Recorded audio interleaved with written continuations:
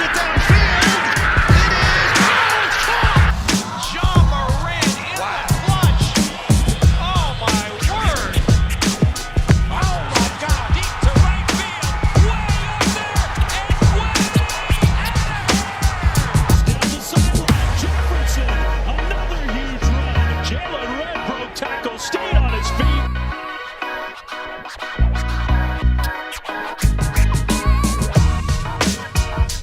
What's happening, everybody? Blake Neiman back at you with another episode of Blake's Take, where we are going to dive into a huge, well-anticipated deal in the NFL with Dak Prescott agreeing to a 4-year, $160 million contract, including $126 million, which is guaranteed, which is the most by any quarterback or player overall in NFL history. The deal, which is technically for 6 years, but voids to 4 to help Dallas against the salary cap, can be worth potentially up to $164 million. Prescott's signing bonus is $66 million, the highest in NFL history, with a record $75 million due in year 1. That is crazy money talk. The Cowboys announced they have agreed to a contract with Prescott, but did not disclose the terms. The Cowboys will place the franchise tag on Prescott on Tuesday as a procedural matter. The process to reach a long-term deal with Prescott covered 3 off seasons, grueling seasons where we were frustrated, multiple mega million offers and hours of negotiations. The Cowboys all along said they wanted Prescott to be their franchise quarterback for the present and the future, and Prescott said he wanted to remain with the Cowboys, and finally, so long, they got a deal done.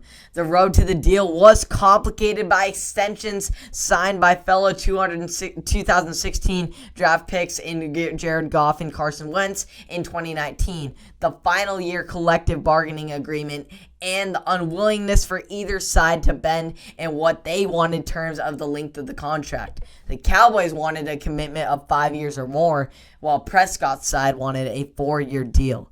Now that it is finally complete, and the Cowboys have finally, and Jerry Jones has finally come together and be like, all right, guys, we need to get this guy on the team and keep him for a long-term deal. They finally came to their senses and turning their focus now away from Prescott's contract and more to trying to actually make their team win in the playoffs and get to the Super Bowl. The Cowboys have missed the playoffs in 3 of the past 4 seasons. Prescott's absence in 2020, however, showed how meaningful he is to their success. Before getting hurt, he threw for 1,800 yards with 9 touchdowns and 4 interceptions in just 5 games. The Cowboys' offense scuffled along for a few weeks without Prescott, scoring 1 touchdown in 3 games after scoring at least 31 points in 4 of their last 5 games.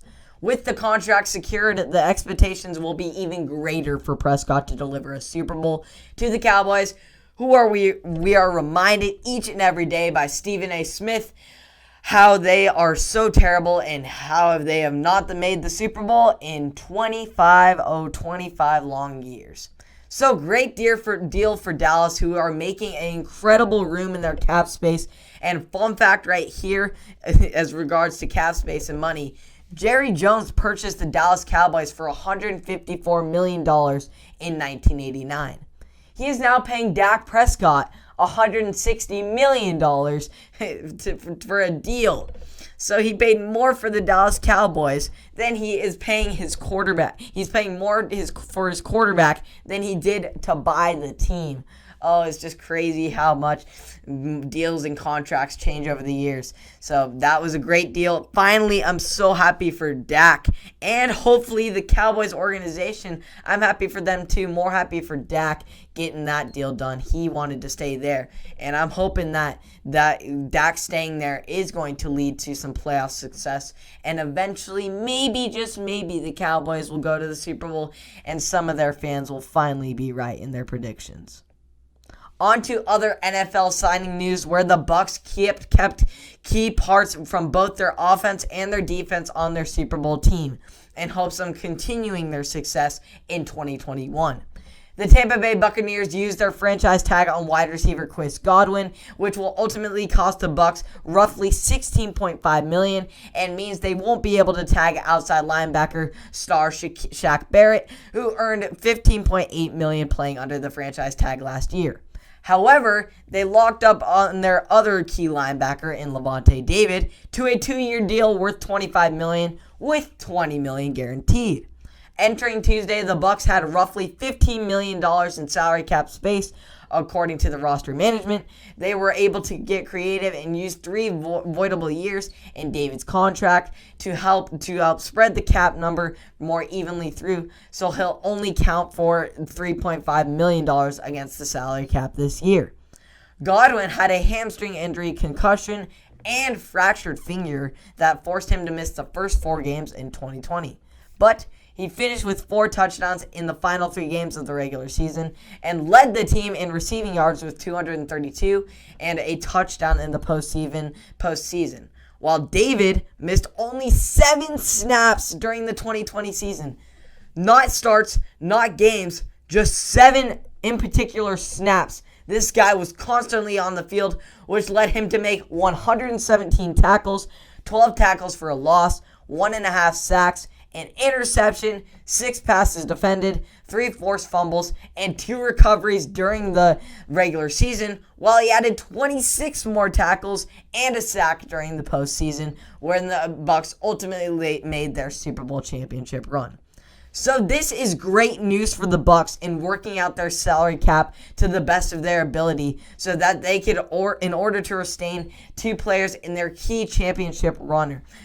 I'm so glad that they got this deal done. They really worked together to try and get the best money for their players and making it fair for them, while also making it fair for the organization to try and keep them as a part of the team and have enough room to make negotiations with other players such as Shaq Barrett as far as their cap space goes. So hopefully they can acquire some more players, but these are 2 great re-signs to reobtain their 2 key players on this team. And now to round off this NFL segment, we have news of the Tennessee Titans releasing veteran cornerback and Super Bowl star Malcolm Butler. The 7th-year veteran would have held a $14.2 million cap number for the upcoming season. Releasing Butler clears the $10.2 million in cap space. Well, Butler spent 3 seasons with the Titans, in which he finished last season with 4 interceptions, which was tied for a career high, 14 passes defended, and 100 tackles in just 16 games. For his career, Butler has 17 interceptions, 5 forced fumbles, 3 sacks, and 83 passes defended to go along with his incredible interception at the goal line against the Seattle Seahawks in 2016, nearly a decade ago in the Super Bowl XLIX, in which he solidified himself in a key moment in NFL history.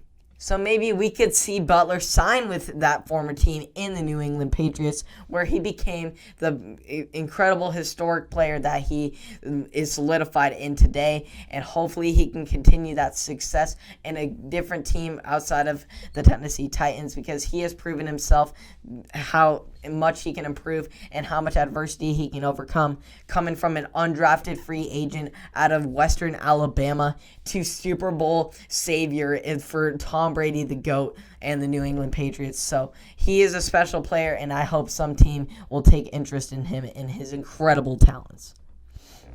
On to NBA. After electing a star-studded class of 2020 led by NBA legends in Tim Duncan, Kevin Garnett, and the late Kobe Bryant, the Basketball Hall of Fame will officially enshrine 2 classes in the one of 2020 and this upcoming class of 2021. The full class of 2020 was unveiled on April 4th of 2020. The 9 new members of the Basketball Hall of Fame will be enshrined on May 14th and 16th of this year at Mohegan Sun Casino and Resort in Connecticut, after the original ceremony was delayed due to the pandemic, of course.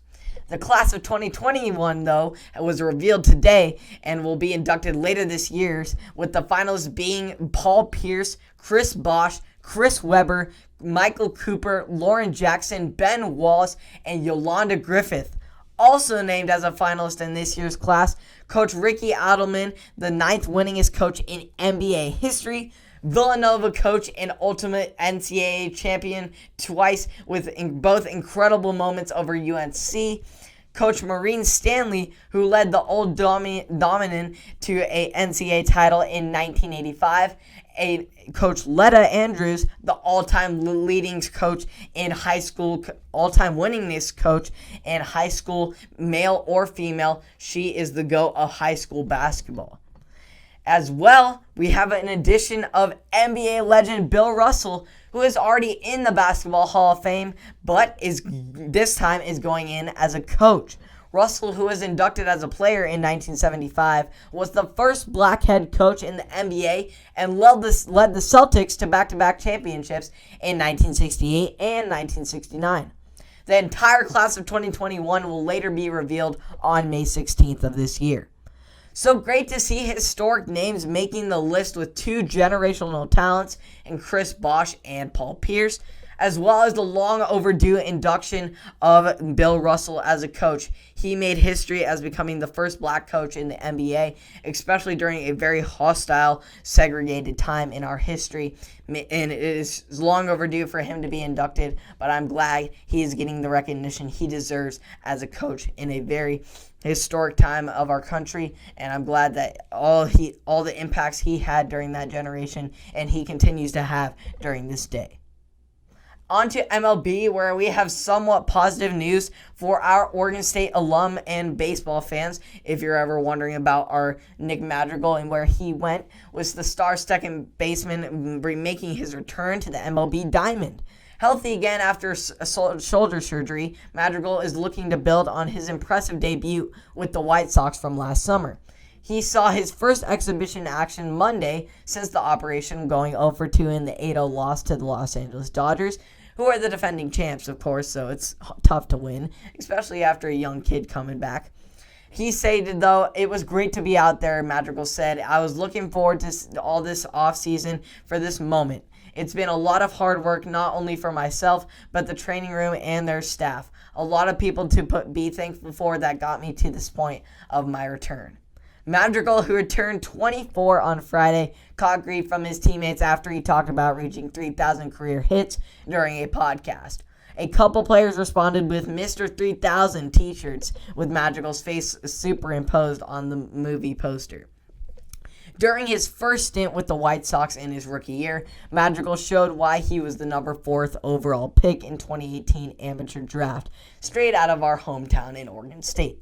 He battled .340 with 11 RBIs in just 29 games, including a .321 average with just 2 strikeouts, tied with Yankees star DJ LeMahieu for the second in the majors. He just struck out 7 times in 109 plate appearances. Madrigal said he feels even more comfortable around the team after playing in the majors last year. This year, it feels like I've kind of made those relationships and I'm able to kind of speak freely and I know how things work, he said. So I think this spring training, I feel a lot more like myself and it's a lot smoother this year. So things are looking good for Oregon State alum. He is an incredible talent. We all know what he did for Oregon State, the incredible stick he had and the incredible infield skills he had. And he translated that into the MLB in his rookie year. And he's looking good coming off of his injury and is hoping to make a great impact, which I'm sure he will. He has such a bright future ahead of him in the MLB majors. As far as local sports we actually have in relation to Madrigal, we have some Oregon State baseball action, with the Bees getting their 1-0 victory in the home opener against BYU. Wade Meckler stepped up to the plate with the bases loaded in the bottom of the 8th inning and knocked a single to left to bring Ryan Ober in from third base to make the making difference in RBI to win the game. Not, of course, not at the end, but it ultimately won the game. Relief pitcher Jake Mulholland took the mound in the 9th inning, earning his 3rd save of the season, while Kevin Abel and Wright Seaby combined with Mulholland to hold BYU to just 1 hit and striking out an overall 10 batters. So it's always great to see the Bees back in action, especially at our historic Goss Stadium. And it's great to see Kevin Abel back out there. I remember watching him in that 2018 World Series step up and close it out in Game 3. So it's great to see him back out there and the Bees continuing to establish themselves as an elite force, as always, to be reckoned with in college baseball. So thank you for tuning in to another episode of Blake's Take. Hope you enjoyed all that brand new stuff with Dak and his new contract. Seeing if the Cowboys can actually stick to their promise of going to the Super Bowl. Hope you enjoyed the NBA Hall of Fame class of 2021. Congratulations to all that made it. And all of the MLB and Oregon State combination in both the Bees playing now in baseball. And also Nick Madrigal in the alum trying to make an MLB comeback in his sophomore year in the league.